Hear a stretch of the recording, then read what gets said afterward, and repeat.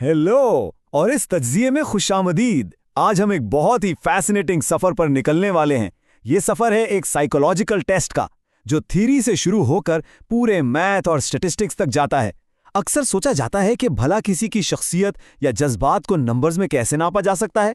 खैर, इस सेशन में हम हर एक कॉन्सेप्ट को बिल्कुल आसान और क्लियर तरीके से समझेंगे। इंग्लिश टर्मिनोलॉजी को वाज़े उर्दू एक्सप्लेनेशंस के साथ मिक्स करके इस एकेडमिक टॉपिक को बिल्कुल इंटरेस्टिंग बनाते हैं। तो चलिए फौरन शुरू करते हैं। आज का हमारा एजेंडा बिल्कुल क्लियर है। हम शुरू करेंगे बेसिक्स ऑफ साइकोलॉजिकल टेस्ट से, फिर उनकी कैटेगरीज देखेंगे। उसके बाद हम the test administration process, dealing with test anxiety, understanding test norms और आखिर में बेसिक स्टैटिस्टिक्स फॉर टेस्टिंग को डिस्कस करेंगे। तो चलिए आगे बढ़ते हैं। पैरा section, basics of psychological tests. देखें, किसी भी टेस्ट के पीछे ना कुछ बुनियादी मफरूजात या कोर टेस्टिंग एजम्पशंस होती हैं।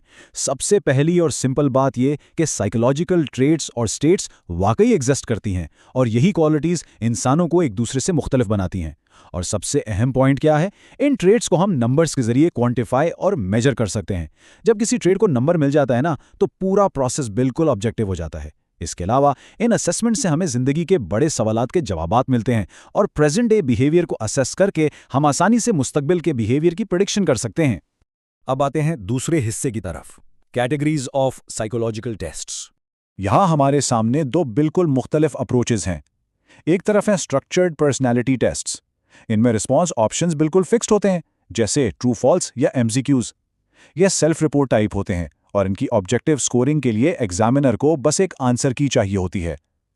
लेकिन दूसरी तरफ देखें तो प्रोजेक्टिव टेस्ट्स हैं। ये काफ़ी दिलचस्प और थोड़े कॉम्प्लेक्स होते हैं।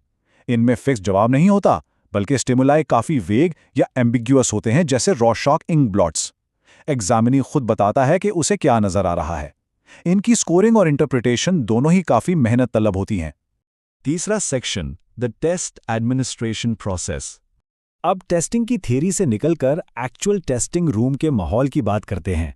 एडवांस प्रिपरेशन बहुत ज़रूरी है, जैसे इंस्ट्रक्शंस को पहले से याद करना और मटेरियल्स को ऑर्गेनाइज करना। फिर आती है सेटिंग टेस्टिंग कंडीशंस।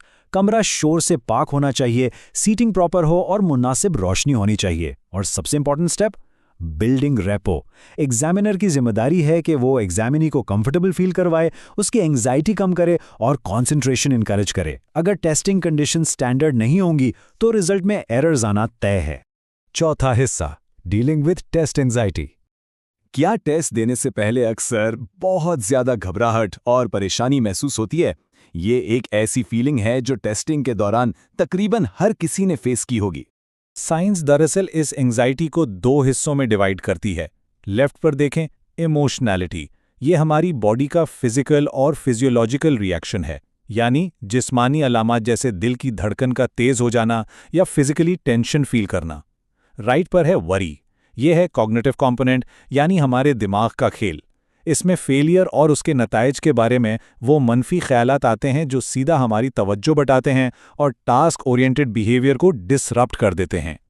पांचवा सेक्शन, अंडरस्टैंडिंग टेस्ट नॉर्म्स। चलिए इस पॉइंट को समझने के लिए एक सिंपल सी एग्जांपल लेते हैं। फर्ज करें किसी का एक इंटेलिजेंस टेस्ट में स्कोर 50 आता है। उस 50 का अकेले क्या मतलब है? Absolutely nothing. जब तक हमारे पास मुवाजना करने के लिए कोई स्टैंडर्ड ना हो, ये स्कोर बिल्कुल बेमानी है। और यहीं टेस्ट नॉर्म्स का किरदार शुरू होता है। टेस्ट नॉर्म्स असल में एक मखसूस स्टैंडर्डाइजेशन सैंपल का परफॉर्मेंस डेटा होता है। इसको एज अ रेफरेंस यूज किया जाता है ताकि इंडिविजुअल टेस्ट स्कोर्स को परफेक्टली इवैल्यूएट या इंटरप्रेट किया जा सके। आसान लफ्जों में, एक नॉर्म हमें बताता है कि बाकी पॉपुलेशन के मुकाबले में किसी भी फर्द की रिलेटिव स्टैंडिंग आखिर है कहाँ। आखिरी section, basic statistics for testing. घबराना बिल्कुल नहीं है, ये सिर्फ नंबर्स को लॉजिकल तरीके से समझने का नाम है। अगर हम 100 लोगों के इंडिविजुअल स्कोर्स को बिखरावा लिख दें तो कुछ भी पैटर्न समझ नहीं आएगा। लेकिन इस टेबल को गौर से देखें। जब हम डेटा को क्लास इंटरवल्स और फ्रीक्वेंसी की शक्ल में अरेंज करते हैं तो एक मीनिंगफुल शेप नजर आना शुरू हो जाती है। जैसे 80 से 84 के दरमियान सबसे ज्यादा यानी 20 फ्रीक्वेंसी है।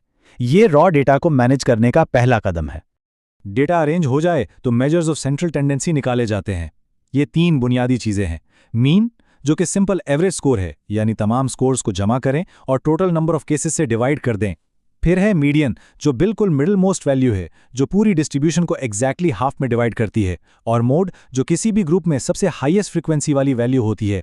ये फॉर्मूलाज डेटा का बिल्कुल सेंटर ढूंढने में हमारी मदद करते हैं। लेकिन द क्रूशियल पॉइंट इज, सिर्फ एवरेज पॉइंट मालूम होना काफ़ी नहीं, हमें वेरिएंस और स्टैंडर्ड डेविएशन को भी समझना होता है। वेरिएंस दरअसल मीन के इर्द गिर्द एवरेज स्क्वायर डेविएशन है, जबकि स्टैंडर्ड डेविएशन वेरिएंस का ही स्क्वायर रूट होती है। इनसे हमें यह पता चलता है कि इंडिविजुअल स्कोर्स हमारे एवरेज मीन से कितने फैले हुए या डिस्पर्स्ड हैं। अगर स्टैंडर्ड डेविएशन ज़्यादा हैं, इसका मतलब है कि इंडिविजुअल डिफरेंसेस बहुत ज़्यादा हैं। तो आप सोचिए, what will your next test score really measure? जब भी अगली बार कोई नफ्सियाती टेस्ट सामने आए तो याद रखिएगा कि वो अकेला स्कोर असल में क्या मेजर कर रहा है। ये सफर सिर्फ थियरी का नहीं है, इसमें टेस्ट का फिजिकल माहौल, एग्जामिनर का रवैया, आपकी मेंटल एंजाइटी और इन सब चीज़ों को वैलिडेट करने वाला मैथमेटिकल स्टैंडर्ड डेविएशन शामिल है। ये टेस्टिंग एक निहायत कॉम्प्लेक्स मगर दिलचस्प अमल है। उम्मीद है कि आज के इस तज्ज़िये ने इन मुश्किल कॉन्सेप्ट्स को आपके लिए आसान और वाज़ेह कर दिया होगा।